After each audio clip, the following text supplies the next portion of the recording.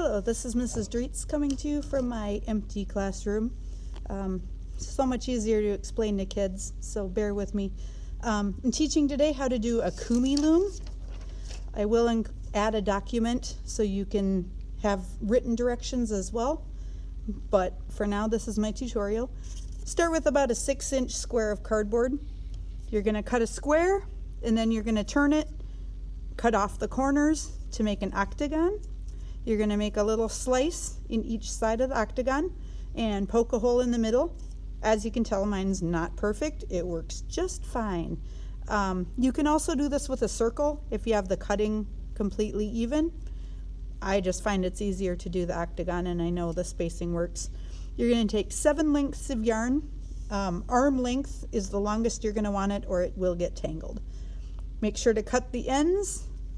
You're going to tie a knot just by making a loop. Put your fingers through, pull the ends through, leave a little tail. You're going to need something to pull on and to tie to later. You're going to pop that through the middle.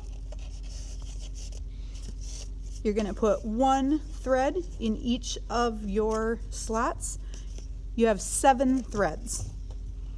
I don't think I said that. There are 8 holes. You'll see the reason why in a second that we have an extra slot. You can make a pattern with your colors. It really won't matter. It'll make a pattern of its own as well. Okay, I have all my patterns in a slot. If you are right-handed, you're going to turn this to the right. If you're left-handed, you're going to turn it to the left, clockwise or counterclockwise, depending. You're going to count 2 slots. You're going to pull that thread down to the empty slot. Turn your loom, 2 lines up, 3rd one goes down to your empty slot. You're going to keep doing that until you get a good length in the back to make bracelet.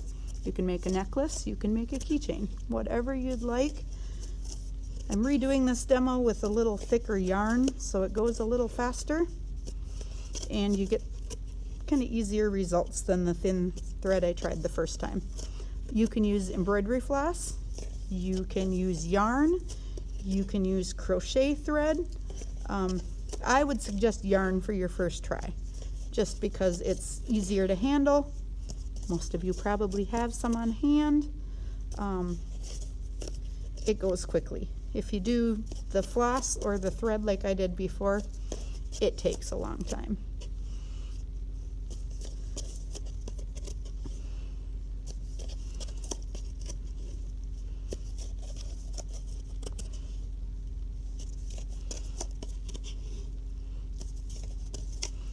You kind of get into a rhythm. I would suggest pulling your thread out each time so you don't end up with spaghetti mess at the end. I just pulled the wrong thread. Keep your rhythm. If you stop, whenever I stop to talk, I make a mistake. I should just quit talking. I have done this with down to 2nd grade. Up to high school. It's just a fun project, and especially if your kids want to make like friendship bracelets right now while they don't get to see friends, this would be a great project for them. I'm just going to keep going for a few more minutes till you can see what the results look like, and then I will stop the video and add the finishing later. If it starts to bulge up here, you can just tug through the bottom, starting to be able to see what I'm getting on the back.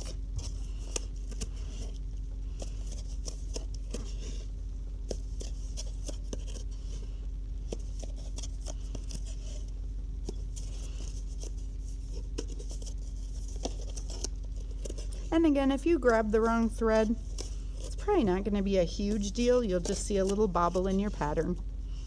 Don't give up. I have seen people add in beads. I've seen people use metallic thread.